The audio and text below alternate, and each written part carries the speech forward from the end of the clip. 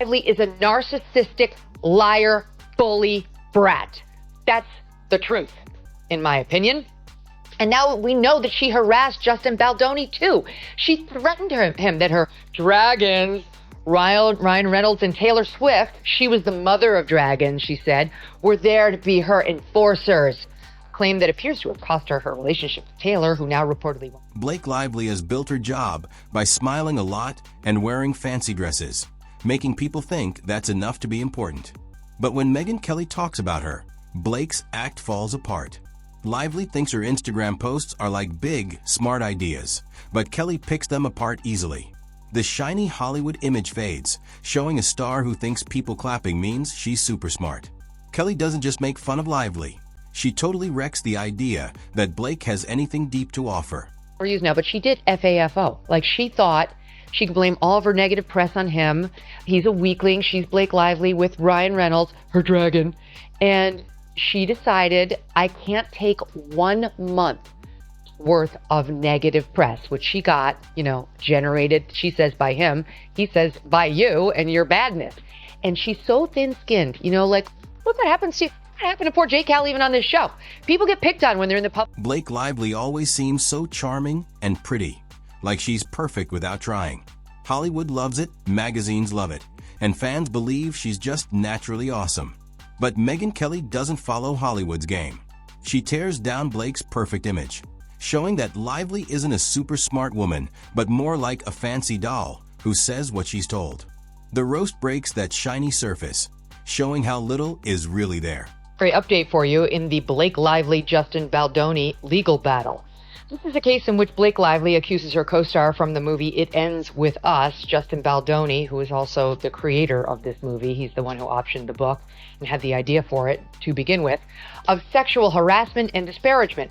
Baldoni cross-claimed, saying Lively is a nasty bully who is unfairly blaming and disparaging him for the negative press she generated with her disastrous promo tour around the release of their movie back in. If you like this video, please subscribe to the channel and click the bell. Kelly starts by talking about how Lively is obsessed with looking perfect. Not many stars control their image like Blake does. Every red carpet, every Instagram post, every answer in an interview is planned to make people like her. But deep down, she's scared of seeming normal.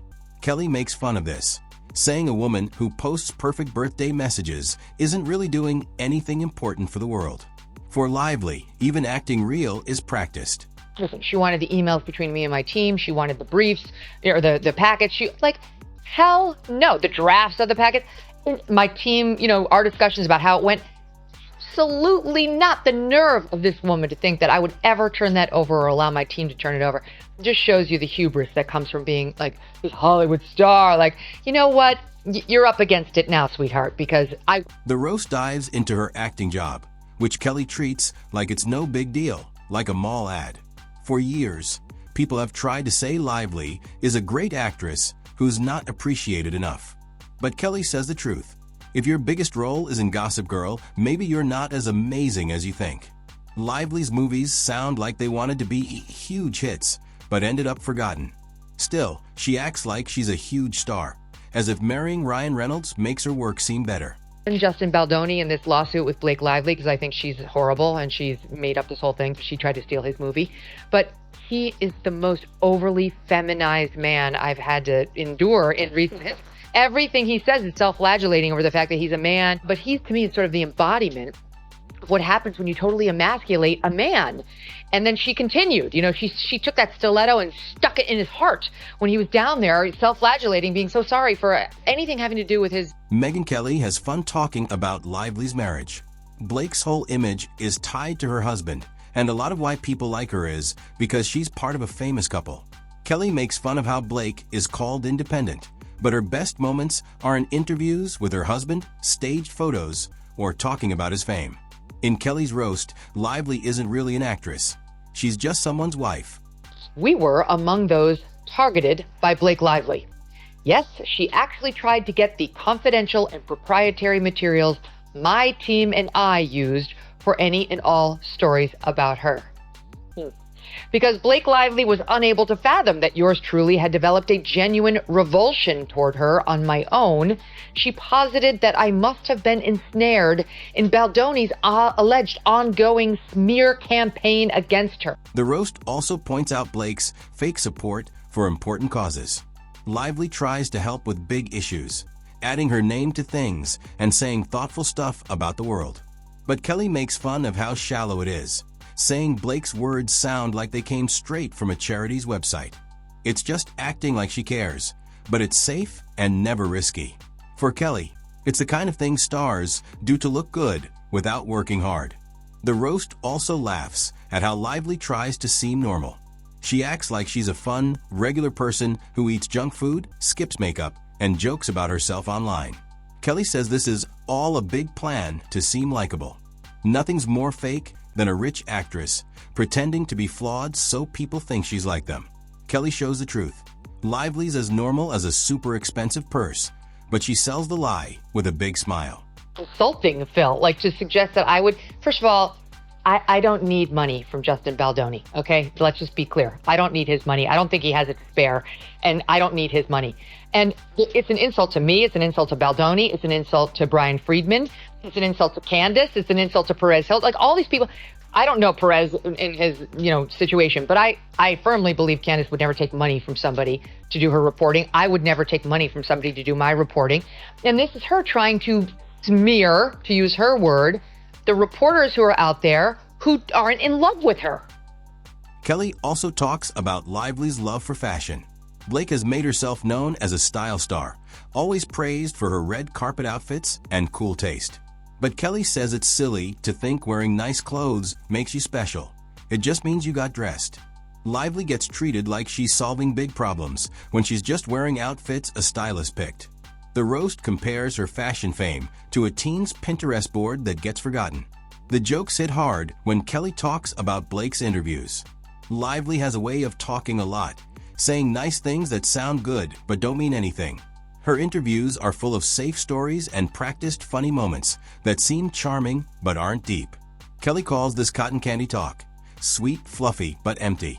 Lively can talk for ages and not say anything worth remembering, but she acts like she's super wise because she sounds excited. Friedman and Justin Baldoni are going to win this case. You don't have to take all 20 of her allegations. Pick your top 4, right? And show. You don't have to take Baldoni's word on the birth scene. Listen to Adam Monsheim, who telling you he was there. And by the way, here are the raw film outtakes from the whole thing, where you can see she is wearing black shorts. She does not have just a thin piece of fabric separating her genitalia from everybody there. And let's sit and listen to her alleged multiple requests for a cover, which everyone blew her. I bet it's not going to. The roast gets even tougher when it talks about Lively's privacy tricks. She keeps her kids away from cameras, saying she wants her family private. But then she posts perfect family pictures when it helps her image, using her kids to seem like the perfect mom. Kelly points out how fake this is, saying Lively treats privacy like a cool hat. She wears it when it looks good and drops it when it doesn't. Then there's her ego. Lively talks about how she designs her clothes, picks her outfits, sets up her home, and runs her family while being a star. Kelly laughs at this, saying Blake acts like she does everything alone when really she has tons of helpers, like stylists and nannies. The roast makes her supermom image a joke, saying no one could keep up that life without falling apart. By the end, Kelly leaves Blake's perfect image in pieces. Her job, her style, her causes, her normal act. It all falls apart under Kelly's tough words. What's left is a star who thinks clapping means she's deep, pictures mean who she is, and fashion means she's important. She tried to wrest control of the movie. It ends with us from Justin, from the editing to the wardrobe to the writing of the script and so on. And when he failed to comply with her demands completely and totally, she ginned up clearly fake allegations against him that he harassed her and turned the cast against him. So she did. She claimed his best friend, for example, was parachuted in to play the part of the OB when her character gave birth, just so that he could get a look at her lady parts during the scene, which she claimed were entirely uncovered. Well, that man, a Shakespearean actor, has since gone on the record saying he's an acclaimed actor with many credits and that Miss Lively was fully covered in biker shorts for the scene in question. The final joke is harsh but real. Lively wanted to be known as more than just pretty, but Kelly's roast makes that impossible. She's just a fancy doll in nice clothes, acting serious while people laugh at her. Kelly shows that Lively is part of Hollywood's trick of making average stuff seem amazing. She's not the first star to think her image is a big deal, but she's great at it. Kelly says Blake's best role isn't in a movie. It's playing herself, a perfect star made to be loved without anyone questioning her. The sad part is Blake thinks it's real. Kelly also makes fun of Lively acting like a businesswoman. She starts lifestyle brands and calls herself a big deal, but it's all based on her fame, not real work. Kelly laughs at the idea that Blake's a business star, saying putting her name on stuff isn't the same as building something real. These projects are just about keeping her image big, not adding anything important. His attorney, who happens also to be my own from well before his representation of Baldoni, must be controlling our coverage. In addition, she suggested that I was getting paid by Baldoni or by his lawyer Brian Friedman for my anti-Blake coverage, demanding to see all documents reflecting this alleged agreement or payment structure.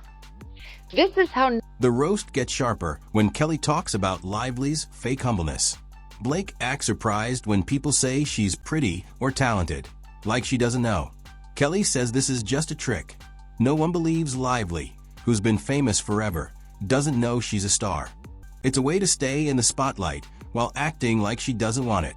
Kelly also talks about Blake's Hollywood friends. Lively seems like everyone loves her, always at big parties and events. But Kelly says these friendships are fake, just for show to look important. In Hollywood, being seen with cool people is like money, and Lively uses it a lot. The roast shows she's more about climbing the social ladder than real friends. Kelly brings up the family thing again, saying Lively's family-first image is just for her brand. Those perfect holiday cards, casual photos, and sweet posts are all planned to make her look good. They're not real love, they're just ads. Kelly says Lively made her family part of her brand to get more fans. Are still many content creators whom we believe are actively being bullied by Blake Lively to this day. We were in the fortunate position of being able to hire a lawyer to tell Lively to pound sand. Most of the people she's harassing do not have those resources, and she knows it.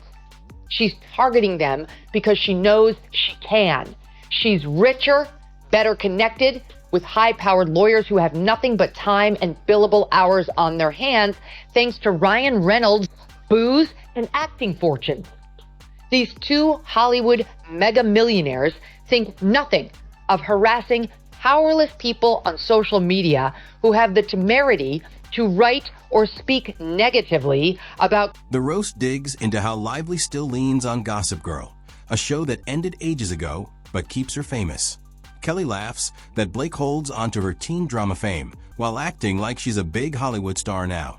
The roast says without that one role, Lively might have faded away, just another face in Hollywood. Kelly also makes fun of how Lively talks about serious stuff. When she speaks on big issues, she's super careful, vague, and safe so she doesn't upset anyone. Kelly roasts her for acting brave while saying nothing risky. It's the celebrity way. Say just enough to get attention, but never enough to get in trouble. Then Kelly talks about Lively's looks. Blake gets tons of praise for being pretty, but acts like it doesn't matter to her. So she says he's been harassing her, and they bring in some team, and he says, whatever you want, I will do it or not do it. You tell me. So they go forward. Well, we move forward in the story, and she's got to go do PR for the film. She goes out in the summer, this past summer, and she had about 2 minutes of bad PR. The problem for Blake Lively, in my opinion, is that she does not improve upon acquaintance. And so the more time we got to spend with Blake Lively, the less we liked her. Kelly says the truth. Her looks are why she's famous. They've kept her safe from criticism and helped her stay in Hollywood. Acting like it's not true isn't being humble, it's lying. The roast makes her beauty a problem. It built her career, but also traps her. Kelly's final hits are tough.